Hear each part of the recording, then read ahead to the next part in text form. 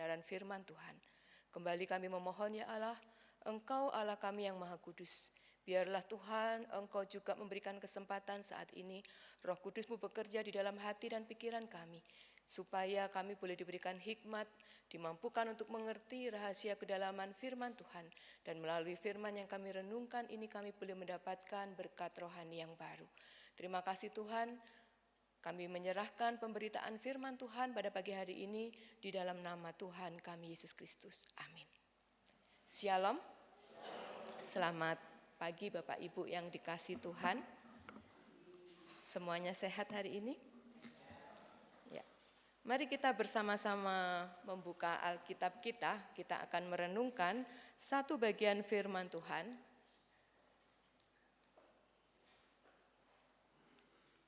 Ya.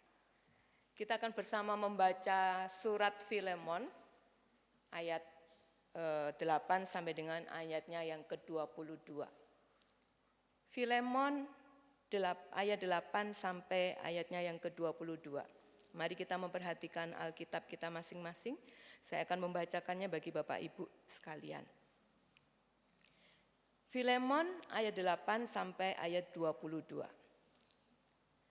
Karena itu, sekalipun di dalam Kristus aku mempunyai kebebasan penuh untuk memerintahkan kepadamu apa yang harus engkau lakukan. Tetapi mengingat kasih-Mu itu, lebih baik aku memintanya kepadamu. Aku, Paulus, yang sudah tua, lagi pula sekarang menjadi tahanan karena Kristus Yesus, mengajukan permintaan kepadamu mengenai anakku yang kudapat selagi aku dalam penjara, yakni Onesimus. Dahulu memang dia tidak berguna bagimu, tetapi sekarang sangat berguna, baik bagimu maupun bagiku. Dia yang adalah buah hatiku, kusuruh kembali kepadamu. Sebenarnya aku mau menahan dia di sini sebagai gantimu untuk melayani aku selama aku dipenjarakan karena Injil. Tetapi tanpa persetujuanmu, aku tidak mau berbuat sesuatu, supaya yang baik itu jangan engkau lakukan seolah-olah dengan paksa, melainkan dengan sukarela. Sebab mungkin karena itulah dia dipisahkan sejenak dari engkau, supaya engkau dapat menerimanya untuk selama-lamanya. Bukan lagi sebagai budak, melainkan lebih daripada budak, yaitu sebagai saudara yang terkasih. Bagiku sudah demikian. Apalagi bagimu, baik secara manusia maupun di dalam Tuhan. Jadi, kalau engkau menganggap aku sebagai rekan, terimalah dia seperti aku sendiri.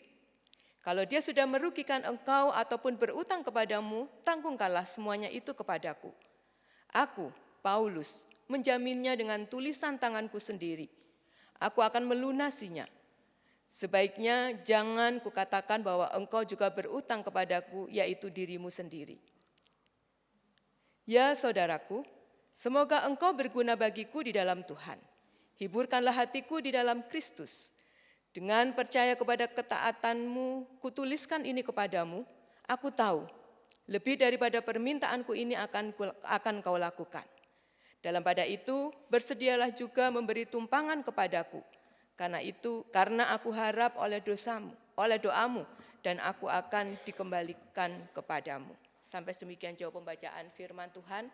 Berbahagialah kita yang dengan tekun dan setia membaca, merenungkan, serta melakukan kebenaran firman Tuhan di dalam kehidupan kita. Bapak Ibu, pagi ini kita akan bersama-sama membahas satu tema, yaitu mengenai pengampunan mendatangkan pemulihan. Kita sudah mendekati masa kita memperingati kembali kematian Kristus, dan nanti kita juga akan merayakan peristiwa kebangkitannya. Dan hari ini di minggu yang kelima masa Prapaskah ini kita akan membahas tentang pengampunan. Ya. Kalau kita berbicara soal pengampunan Bapak Ibu, pasti yang ada di dalam pikiran kita sesuatu yang tidak mudah untuk dijalani. Ya. Apakah Bapak Ibu setuju dengan pernyataan bahwa memaafkan orang atau mengampuni orang itu adalah tindakan yang tidak mudah untuk dilakukan? Setuju enggak? Banyak di antara kita yang mungkin mengatakan setuju gitu ya. Apalagi ketika kita telah sangat terluka oleh seseorang di masa lalu. Atau mungkin ketika kita berhadapan dengan seseorang yang dekat dengan kita, dan dia terus berperilaku yang dengan cara yang benar-benar menyakiti gitu ya, menyakiti menurut penilaian kita. Dan itu akan sangat sulit memaafkan mereka, bahkan terkadang upaya rekonsiliasi dengan mereka pun juga kita udah nggak kepingin begitu ya, karena udah terlalu sakit. Ada orang yang ketika dia tahu bahwa dia harus memaafkan, butuh waktu mungkin tidak 1-2 hari. Tetapi dia butuh waktu bertahun-tahun untuk bisa memaafkan seseorang.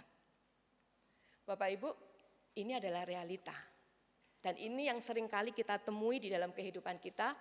Dan saya tidak tahu apakah itu juga kita yang menjadi bagian di dalamnya. Karena secara manusia mengampuni itu tidak gampang, ya, tidak mudah untuk dilakukan. Tetapi Bapak Ibu, ingatkah kita bahwa ketika kita menjadi orang Kristen, ketika kita dipilih untuk diselamatkan, sesungguhnya hari ini kita ada itu hanya karena anugerah, karena pengampunan yang Tuhan sudah nyatakan di dalam kehidupan kita. Dan ini adalah sesuatu yang kita tidak bisa pungkiri. Ini adalah kebenaran iman Kristiani bahwa setiap anak Tuhan, setiap orang percaya termasuk kita hari ini kita boleh ada sebagai amanah adanya kita. Itu hanya karena pengampunan yang Tuhan sudah nyatakan di dalam kehidupan kita. Makanya kalau kita mempelajari lebih dalam, pengampunan ini adalah satu doktrin iman Kristen yang mau tidak mau harus kita praktekkan di dalam kehidupan kita. Kalau kita membaca Alkitab kita tuh banyak sekali catatan-catatan atau tulisan-tulisan berkaitan dengan pengampunan ini. Nah, hari ini kita akan bersama belajar satu bagian firman Tuhan dari kitab Filemon. Bapak Ibu, kitab Filemon di dalam Perjanjian Baru itu adalah satu kitab yang paling pendek. Kenapa tadi saya tidak menyebutkan Filemon 1 gitu ya? Karena memang pasalnya hanya 1. Hanya ada 25 ayat di dalam kitab Filemon. Ya, ini adalah salah satu surat yang ditulis oleh Paulus ketika dia sedang berada di penjara. Kalau kita perhatikan di dalam ayat 1, 2 dan 3 ayat 1 sampai 4 di situ dicatat atau diceritakan oleh Paulus, dia menuliskan surat itu bersama dengan Timotius.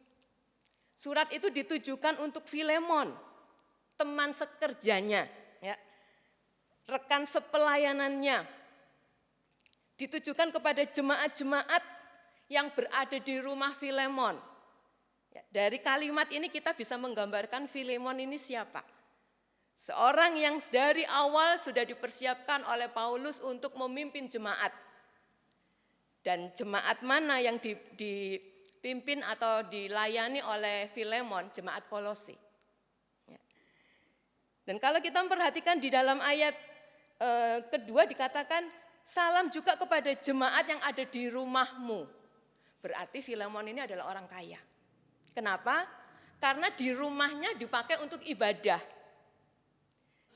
Jadi di rumahnya dipakai untuk ibadah dan itu udah memberikan satu gambaran kepada kita, rumahnya cukup besar kalau bisa dipakai untuk ibadah.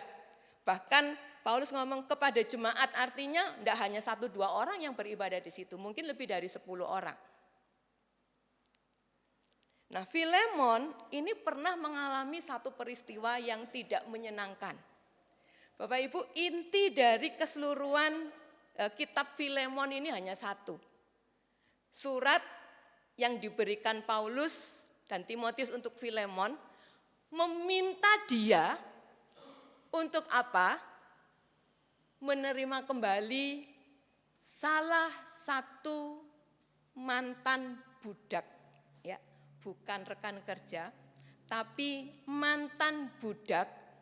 Dan kalau saya berbicara budak zaman itu, namanya budak.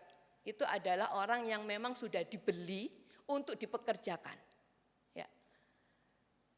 Dibeli untuk dipekerjakan.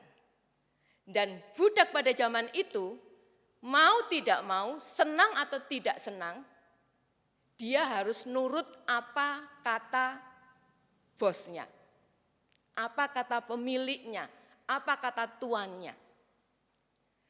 Karena namanya budak itu udah nggak punya kemerdekaan apapun. Ya. Tuannya mau menyuruh sesuatu yang di luar kemampuannya, dia juga tidak bisa menolak. Itu aturan pada saat itu. Ya. Nah, budak yang kita tahu bernama Onesimus ini pernah melakukan sesuatu yang dalam tanda petik membuat Filemon ini kecewa, membuat Filemon ini sakit hati. Karena dia melarikan diri. Dia melarikan diri, ya kalau cuma melarikan diri mungkin tidak masalah. Tetapi kalau kita perhatikan dari catatan pembicaraan Paulus ketika Paulus mengingatkan Filemon, ya kalau memang ada sesuatu yang sudah diambil, nanti aku yang bayar. Gitu ya. Artinya dia sudah melakukan sesuatu yang membuat Filemon itu tambah marah. Kenapa? Sudah melarikan diri, dia mencuri, mengambil apa yang menjadi harta miliknya Filemon. Ya, memang tidak ada catatan sedikit atau banyak, besar atau kecil, enggak ada. Tetapi dengan status budak yang enggak punya hak apa-apa, taunya hanya nurut dan taat kepada tuannya, dia berani mengambil. Untuk aturan hukum zaman itu, tuannya boleh saja mencari kemudian membunuh dia sebagai bentuk hukuman. Itu udah wajar untuk hukum atau aturan pada saat itu. Tetapi Onesimus ini melarikan diri dan tidak ketemu waktu dicari. Memang tidak diceritakan secara detail kenapa tiba-tiba sampai akhirnya si Onesimus ini ketemu dengan Paulus. Paulus mengatakan, ketika aku dalam perjalanan ke Roma, aku ketemu. Ya, karena Paulus punya hubungan yang baik dengan Filemon, dia cukup dekat dan dia tahu siapa orang-orang bawahan Filemon. Dia tahu Onesimus adalah salah satu budaknya Filemon. Dia kemudian membawa Filemon untuk tinggal bersama-sama dengan dia. Untuk apa? Untuk diajari, untuk dimenangkan, untuk diinjili. Ya, jadi bukan sekedar ikut Paulus, ikut aja. Tapi Paulus tidak pernah menjadikan dia budak, tapi menjadikan dia murid. Sehingga ketika Paulus mengasihi Onesimus, dia tidak pernah menghitung-hitung kesalahan, dia juga tidak menanyakan, oh kamu dulu sudah melakukan ini, itu, dan sebagainya. Akhirnya si Onesimus ini mengalami satu perubahan dalam hidupnya, dari seorang yang tadinya melarikan diri, kemudian jadi muridnya Paulus, dan akhirnya dia menjadi seorang rekan kerja bagi Paulus. Sampai akhirnya Paulus harus dipenjara karena memberitakan Injil. Nah, Paulus sadar si Onesimus ini dulu adalah milik dari temannya Filemon, ya, dari temannya yang namanya Filemon itu. Karena Paulus berada di penjara, Paulus kemudian mengingat Filemon ini butuh rekan kerja. Dia ingin si Onesimus ini kembali kepada Filemon. Tetapi Paulus juga paham, ya, tidak akan mudah bagi seorang Filemon untuk menerima kembali Onesimus yang sudah dalam tanda petik membuat luka hati di kehidupannya. Makanya isi dari surat Filemon ini kalau kita perhatikan secara detail itu ya, Paulus itu dalam tanda petik ngerayu, membujuk supaya Filemon mau menerima kembali Onesimus bersama-sama dengan dia. Dan masalahnya tidak hanya menerima kembali. Ya. Tapi kalau kita lihat di catatan 16 itu, menerima kembali bukan sebagai budak, melainkan lebih daripada budak, yaitu sebagai saudara yang terkasih. Ya. Jadi rekan kerjanya Filemon. Bapak Ibu, kalau Bapak Ibu menjadi seorang Filemon dalam kondisi seperti ini, apa yang Bapak Ibu rasakan? Ya. Ini orang udah bikin saya jengkel, ini orang sudah bikin saya mangkel, dia sudah mengambil apa yang menjadi milik saya, dan sebagainya, dan sebagainya. Kalau mau hitung-hitungan kesalahannya, tidak akan mudah bagi Filemon untuk bisa menerima kembali Onesimus. Tetapi kenapa Paulus yakin? Ya, di dalam suratnya dia mengatakan, terima kembali, bukan sebagai budak, tetapi sebagai saudara yang terkasih. Kenapa Paulus sebegitu yakin bahwa Filemon akan menerima kembali Onesimus?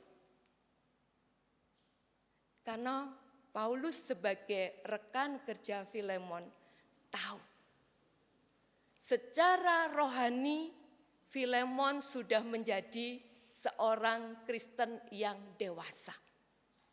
Secara rohani Filemon yang sudah belajar banyak tentang firman Tuhan. Bahkan dia melayani Tuhan. Dia sudah mendapatkan anugerah pengampunan dari Tuhan. Dia pasti juga akan menerima kembali Onesimus dan akan mentaati pesan yang disampaikan oleh Paulus kepadanya. Bapak Ibu, di dalam surat yang pendek ini, kita akan belajar.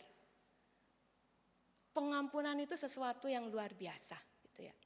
Ada beberapa hal yang kita bisa pelajari dari ayat ini. Pengampunan itu menunjukkan iman kita. Ya. Pengampunan itu menunjukkan siapa kita, tingkat rohani kita di hadapan Tuhan. Tadi saya sudah mengatakan, setiap kita hari ini boleh menjadi orang Kristen, boleh hadir di tempat ini untuk ibadah, boleh menjalani hari-hari hidup kita merdeka tanpa lagi dibebani oleh dosa. Karena kita sudah menerima pengampunan Kristus. Pada saat dia mati di atas kayu salib, dia mengatakan tetelestai, pada saat itu juga kita yang percaya kepadanya dibebaskan. Tidak lagi hidup di bawah murka Allah karena dosa kita. Kita sudah diampuni, kesalahan kita satu pun tidak dihitung, bahkan tidak diingat. Kalau kita sadar bahwa setiap kita hari ini menjadi orang Kristen karena anugerah pengampunan yang Tuhan Allah sudah nyatakan dalam kehidupan kita, maka seharusnya ketika Tuhan Yesus meminta kita untuk mengampuni, kita pun juga harus belajar untuk mempraktekannya. Tetapi masalahnya adalah ketika kita diminta untuk mempraktekkan. Yesus mengatakan, kalau kamu mau ikut aku, kamu sangkali diri gitu ya. Itu jelas. Ketika kita diminta untuk praktek mengampuni ini seringkali yang menjadi penghalang dan musuh utama sehingga kita gagal mengampuni adalah ego kita. Ego kita. Saya enggak salah kok, saya yang disuruh ngampuni. Saya yang disakiti, kenapa saya harus menerima dia? Apalagi disuruh mendoakan dia. Kemanusiaan kita ini sungguh menjadi sesuatu yang merajai setiap pemikiran, setiap pengambilan keputusan, bahkan di dalam kita menjalani kehidupan keseharian kita.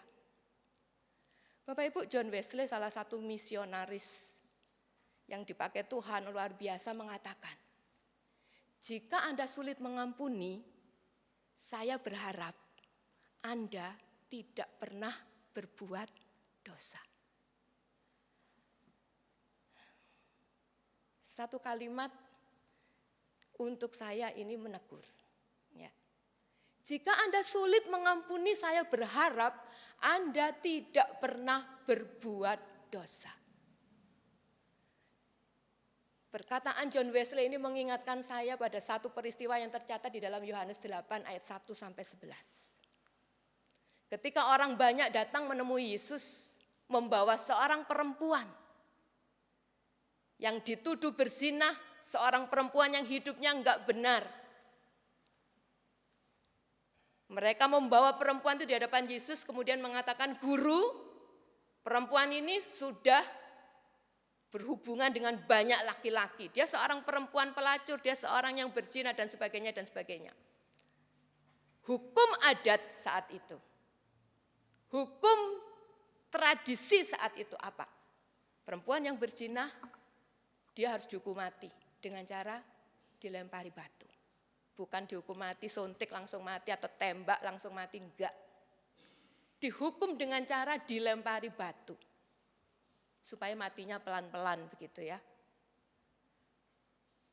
Bapak Ibu, ketika di hadapan Yesus diperhadapkan perempuan berdosa ini, apa yang Tuhan Yesus lakukan? Tuhan Yesus hanya berkata, jika di antara kalian yang membawa perempuan ini datang untuk dia diadili, dia dihakimi, kalau kamu merasa kamu tidak pernah melakukan dosa, silahkan. Kamu menjadi orang pertama yang melempari perempuan ini dengan batu. Pada saat Yesus mengatakan itu, apa yang terjadi Bapak Ibu? Satu persatu orang banyak yang membawa perempuan ini untuk dihukum mati, pergi meninggalkan. Dan ini menjadi satu bukti. Mereka mengadili, mereka menghakimi, mereka menuduh perempuan itu berdosa dan layak dihukum, sementara mereka sendiri juga melakukan dosa yang sama. Walaupun mungkin dalam bentuk yang lain. Yesus dengan jelas mengatakan, kalau memang kamu tidak berdosa, silakan. Kamu boleh melempari perempuan ini dengan batu. Ternyata tidak ada yang satu, tidak ada satupun. Kenapa? Karena mereka sadar mereka juga sama-sama berdosanya. Makanya Wesley mengatakan kalau kita sulit mengampuni, berarti tanpa kita sadari, kita merasa diri kita atau diri saya itu jauh lebih baik dari orang itu. Diri saya sudah menjadi orang yang kudus, sudah jadi orang Kristen yang baik dalam tanda petik. Saya seringkali mengingatkan kepada Bapak Ibu, tidak ada hak bagi kita untuk menghakimi dan mengadili orang lain, apalagi memfitnah orang lain. Karena kita belum tentu status kita itu lebih baik, lebih suci dari orang yang kita adili. Jadi kalau hari ini kita disakiti, hari ini kita sulit untuk mengampuni, maka kita harus ingat, status saya ini adalah orang yang sudah menerima anugerah pengampunan. Ketika Yesus memberikan cerita perumpamaan orang yang berhutang, Yesus mengatakan orang yang hutangnya paling banyak, kemudian dia dibebaskan, dia akan merasakan anugerah yang paling besar. Kenapa?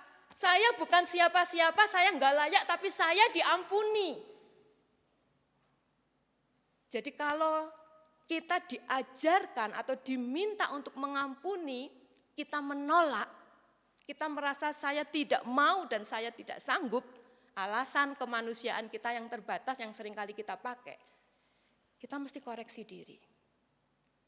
Ya, mesti koreksi diri. Firman Tuhan mengingatkan kepada kita hari ini. Kalau kamu sadar bahwa dirimu sudah diampuni, dosamu tidak lagi diperhitungkan oleh Tuhan, tidak diingat. Apa susahnya sih mengampuni orang yang menyakiti dan berbuat salah kepada kita? Kenapa? Karena kita hanya diminta untuk mengampuni, kita tidak dituntut untuk mati bagi dia. Sementara Yesus ketika mengampuni kita, dia rela menyerahkan nyawanya untuk kita. Hal yang kedua yang kita bisa pelajari dari bagian ini adalah pengampunan itu adalah kehendak dan teladan Kristus. Ya. Ketika Kristus memberikan kepada kita, kamu harus bisa mengampuni.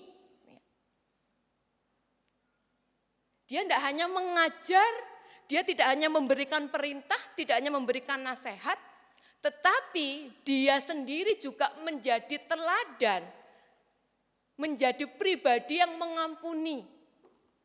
Bapak Ibu ingat di dalam perjalanan dia, ketika dia dihina, ketika dia dicaci maki, ketika dia dicambuk,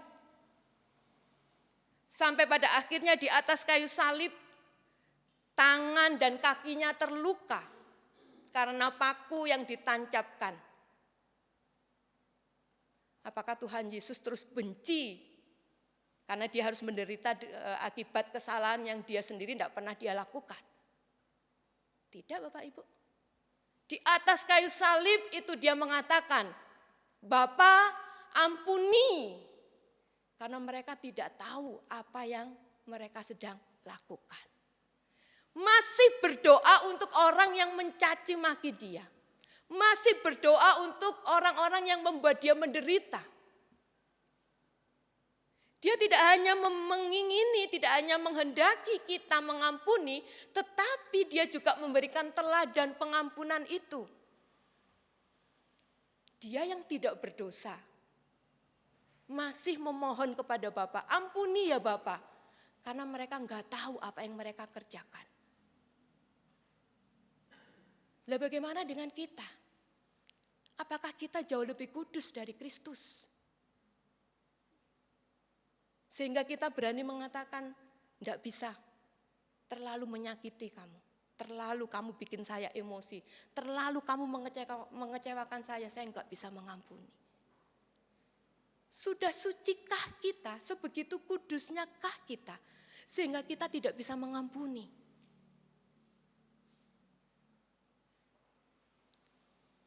Bapak Ibu, di dalam masa-masa kita mengenang kembali penderitaan Kristus. Kenapa kok ada beberapa gereja yang mengajak jemaatnya untuk berpuasa, ada beberapa gereja yang mungkin membiasakan ada lilin dan sebagainya. Itu adalah tradisi ya.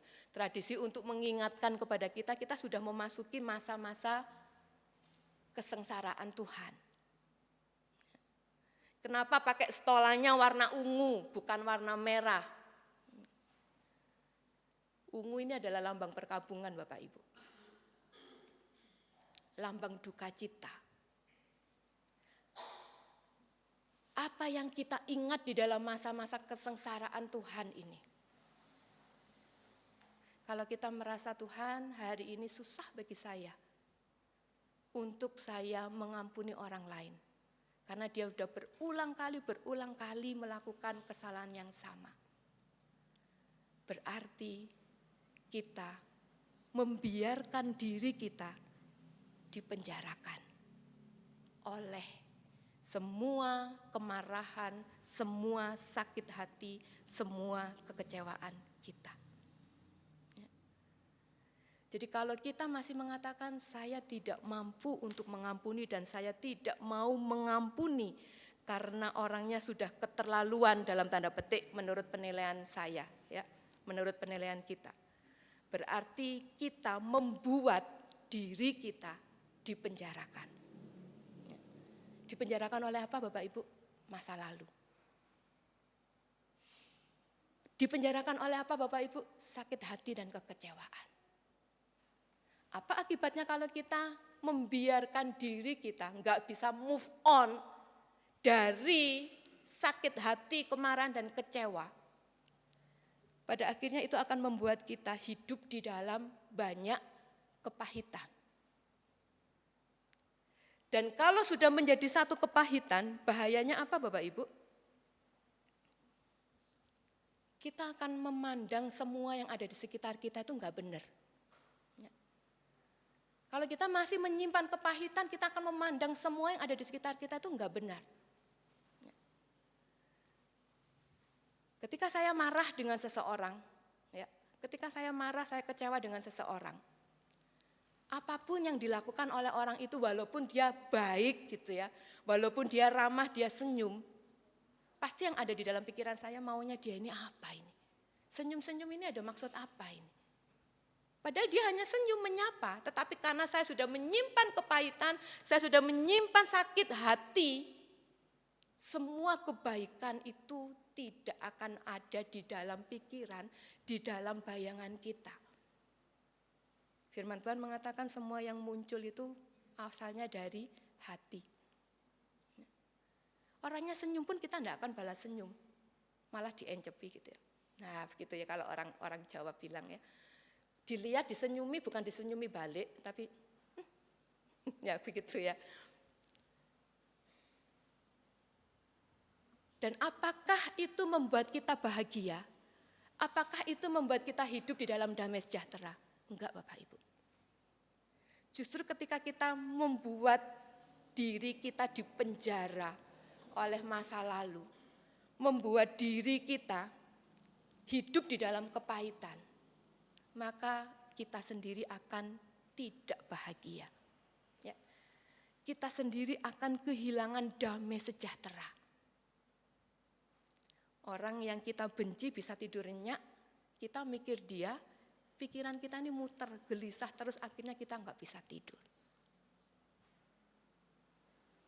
Apakah kita mau hidup dalam kondisi yang seperti itu terus-menerus?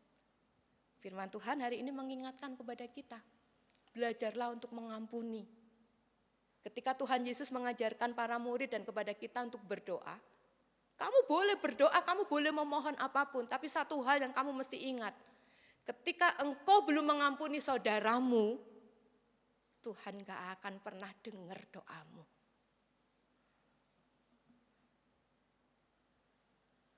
Kita seringkali menganggap remeh perintah ini. Kita seringkali menganggap, gak mungkin lah.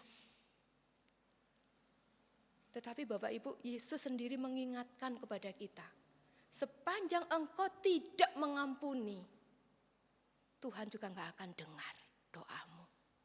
Bagian firman Tuhan yang lain mengatakan, yang menjadi penghalang doa kita tidak didengar oleh Tuhan adalah dosa. Kalau kita belum bisa mengampuni, artinya kita masih menyimpan dendam, menyimpan kemarahan, menyimpan kepahitan, dan itu dosa. Jangan menyalahkan Tuhan, saya habis berdoa loh, doanya itu sehari itu mungkin 50 kali. Tapi kalau kita masih belum bisa mengampuni, jangan berharap. Ya, walaupun Alkitab mengatakan Tuhan itu mendengar, kamu mengetuk, kamu mencari, Tuhan ada, Tuhan bukakan pintu untukmu. Tapi ingat pesan dari Matius 6, ketika Yesus mengajarkan doa Bapa kami mengatakan apa? Ampuni saudaramu terlebih dahulu sebelum engkau datang kepadaku. Jadi pengampunan itu bukan sekedar, ini orang Kristen harus begini, enggak. Itu kehendak Tuhan. Dan itu sudah diteladankan oleh Kristus sendiri.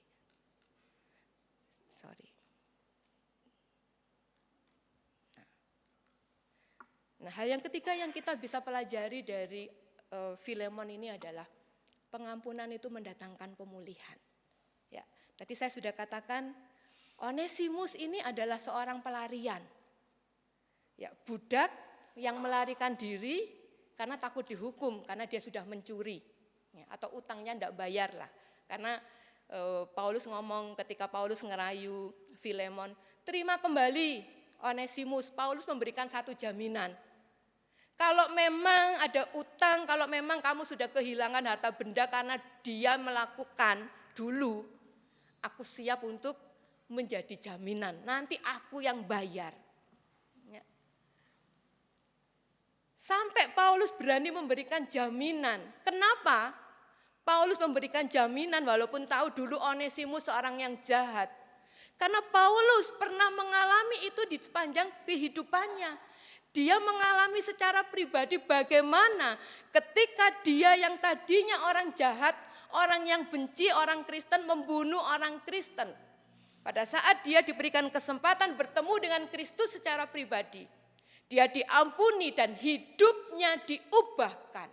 Dari seorang berdosa menjadi seorang pelayan Tuhan. Dari seorang yang seharusnya dihukum menjadi seorang yang dipakai Tuhan secara luar biasa untuk memenangkan banyak jiwa bagi Tuhan. Ketika dia merasakan ada pengampunan yang Allah anugerahkan, hidupnya diubahkan. Dan pengalaman itulah yang menjadi dasar pada saat Paulus ketemu dengan Onesimus. Dia mendidik, dia membimbing, dia menasehati, dia mengarahkan.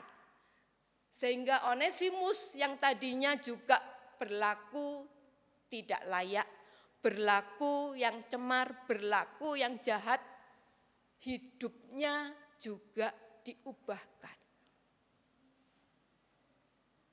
Dan Paulus berani mempercayakan. Dia ngomong, Filemon teriman. Karena dia sudah berubah hidupnya. Jangan lagi menerima Onesimus sebagai budak. Dia tidak lagi jahat, tetapi dia sekarang sudah bisa menjadi rekan sekerjamu. Ada perubahan dalam kehidupan seorang Onesimus ketika dia juga menerima pengampunan. Nah Bapak Ibu, hari ini ketika kita sudah menerima pengampunan dari Tuhan, Kristus yang sudah mati untuk kita, apakah kita juga sudah siap menjadi agen pembawa perubahan?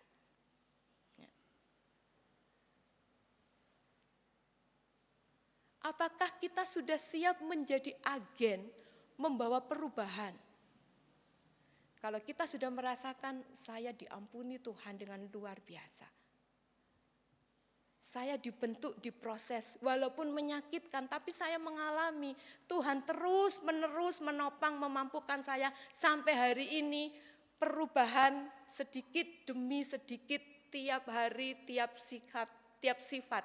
Yesus mengubahku, itu lagu yang seringkali diajarkan kepada anak-anak sekolah minggu. Dan itu yang sekarang sedang Tuhan kerjakan di dalam kehidupan kita. Coba Bapak Ibu flashback ke belakang. Ketika Bapak Ibu belum sungguh-sungguh percaya dan mengenal Tuhan, bagaimana kehidupan kita? Saya dulu tuh emosian, pol Bapak Ibu. Kalau mau tukaran ya tukaran. Ya.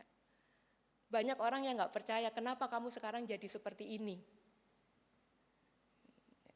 Bukan karena karena saya jadi hamba Tuhan, jadi saya begitu. Enggak Bapak Ibu. Itu sudah, perubahan itu sudah saya rasakan dan sudah saya alami ketika saya mulai masuk di masa-masa kuliah sebelum saya masuk di Aletheia. Saya dulu gampang marah, ojo disenggol gitu ya. Boleh tanya kakak saya, boleh tanya adik saya. Saya ini biang ribut di rumah walaupun satu-satunya perempuan. Kalau dikeroyok 2 orang, saya nggak bisa menang, saya lari ke dapur.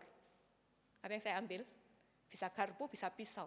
Dan kalau sudah begitu, biasanya almarhum ibu saya langsung ngomong, ya udah, bunuh aja. Ngapain? Ibu susah-susah ngasih makan tiap hari. Udah, sekarang juga bunuh. Karena apa? Emosinya gampang tersulut Bapak Ibu. Saya ikut bela diri, tapi berhenti karena ibu saya ngomong nggak ada keluarga kita itu yang ikut-ikutan seperti itu. Karena saya orangnya gampang disenggol, gampang emosi kalau marah. Apalagi itu sesuatu yang benar. Tapi saya menjalani ketika Yesus memenangkan saya secara pribadi. Saya jadi dari kecil Kristen. Keluarga besar saya Kristen. Kakek nenek saya Kristen. Buyut saya Kristen. Jadi ajaran Alkitab, kehidupan Kristen itu udah menjadi bagian. Tetapi Bapak Ibu jangan salah, kalau saya ketemu teman-teman saya SMP, mereka preman, saya juga bisa preman seperti mereka. Tapi kenapa bisa berubah? Saya juga enggak tahu. Saya hanya merasakan sebelum saya masuk sekolah teologi, itu pun saya merasakan Tuhan, orang ini wis njuwengkelno saya setengah mati. Tapi kenapa saya enggak bisa marah? Saya pernah tanya itu kepada Tuhan. Kenapa saya enggak bisa marah sama dia Tuhan? Wah sudah diubun-ubun ini Tuhan. Tangan ini nek iso tak pukul, tak tuamparno ke dia karena mulutnya udah berbicara yang begini begitu. Itu masih saya alami sebelum saya masuk sekolah teologi. Saya ngomong, kenapa saya sekarang gak bisa marah? Bukan karena saya yang baik. Bukan karena saya yang merubah karakter saya, hidup saya. Tidak. Tetapi saya percaya ketika kita berani menyerahkan hidup untuk diproses, Tuhan akan membentuk, mengubahkan kehidupan kita. Dan apa yang terus mengingatkan, ketika saya disakiti, ketika saya dibuat marah oleh orang lain, saya tidak gampang marah. yang ada di belakang saya ini yang terus mengingatkan saya. Kamu sudah diampuni. Kristus sudah mati untuk kamu. Kenapa kamu sulit untuk mengampuni? Dan kalau saya bisa mengampuni hari ini, bukan karena saya bisa Bapak Ibu, bukan karena saya seorang hamba Tuhan, bukan. Tetapi saya mengingat kasih Kristus itu sudah begitu besar dalam kehidupan saya. Pengampunan memang tidak mudah, tetapi bukan berarti tidak bisa dipraktekkan di dalam kehidupan kita. Yang membuat hari ini kita bisa mengampuni adalah kalau kita sadar, saya sudah diampuni karena kasih Kristus yang besar itu. Saya sudah diampuni, Kristus sudah mati untuk saya. Kalau hari ini saya diminta untuk mengampuni,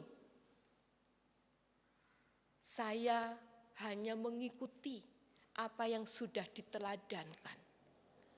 Berani menyebut Yesus sebagai guru agung. Berarti apa yang dia ajarkan pun juga kita praktekkan di dalam kehidupan kita. Kalau kita merasa tidak mampu, ingat kasih yang seharusnya menjadi dasar untuk kita mempraktekkan pengampunan itu. Bapak Ibu, ketika saya membaca kitab Filemon, ya, saya melihat satu teladan yang luar biasa dari seorang Paulus. Paulus itu seorang yang dipakai Tuhan luar biasa, dia punya nama besar, pelayanannya selalu berhasil, dia membuka banyak jemaat ya, di banyak tempat. Tapi pada saat dia nulis surat kepada seorang Filemon, dia tidak mengatakan, aku ini Paulus, seorang dengan gelar sarjana, doktor gitu ya, bukan sarjana, tapi dengan gelar doktor S3. Dia tidak mengatakan itu. Dia tidak mengatakan, aku Paulus, seorang rasul besar yang dipakai oleh Tuhan. Enggak.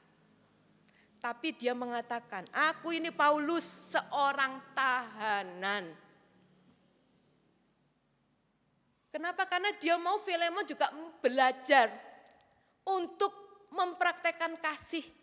Tidak mendahulukan ego, tidak mendahulukan kepentingannya, tapi mendahulukan apa yang menjadi kepentingan Kristus. Saya ini orang yang dipenjarakan. Saya sekarang mengingatkan kamu, gitu ya. Hari ini siapa kita? Kalau kita masih bersikukuh, saya nggak bisa mengampuni, terlalu menyakitkan, terlalu menyakitkan. Bapak Ibu, ketika kita tidak mampu untuk mempraktekkan pengampunan itu, bersujudlah di hadapan Tuhan. Jujur katakan di hadapan Tuhan, saya tidak bisa Tuhan. Saya tidak bisa. Dan ketika Bapak Ibu berlutut di hadapan Tuhan, ingat, kita hidup di dalam anugerah pengampunan yang Tuhan sudah nyatakan. Dia yang tidak berdosa sudah menderita sengsara bahkan mati di atas kayu salib. Karena dia mau kita mendapatkan pengampunan itu. Dan di saat kita praktek menjalani pengampunan itu di dalam kehidupan kita,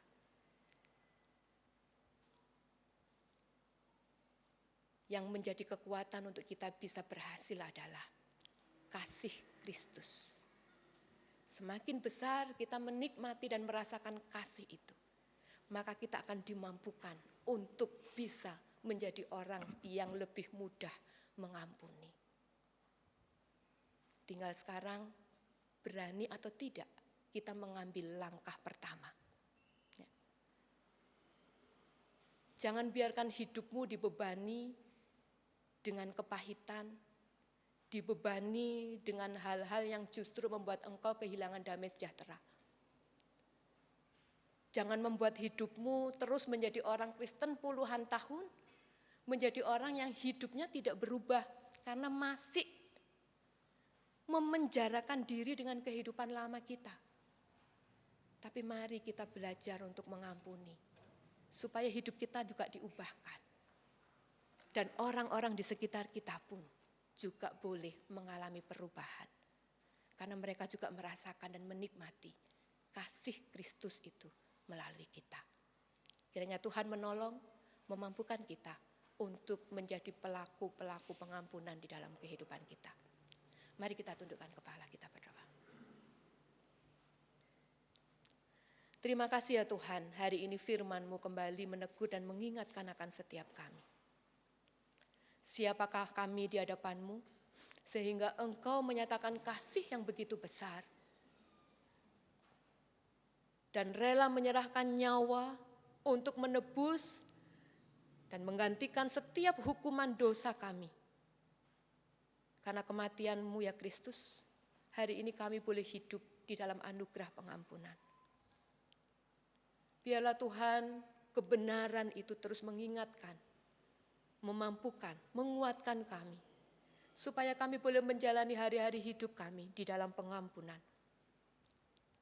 Supaya hidup kami boleh terus diubahkan, dan orang-orang di sekitar kami pun juga boleh mengalami perubahan, karena mereka melihat kasih Kristus yang kami praktekkan di dalam kehidupan keseharian kami. Kami sadar tidak akan mudah bagi kami. Kami memohon Roh Kudus, pimpin, bimbing, arahkan hidup kami, supaya menjadi kehidupan yang berkenan bagi Engkau. Terima kasih ya Bapa, di dalam nama Tuhan kami Yesus Kristus kami berdoa.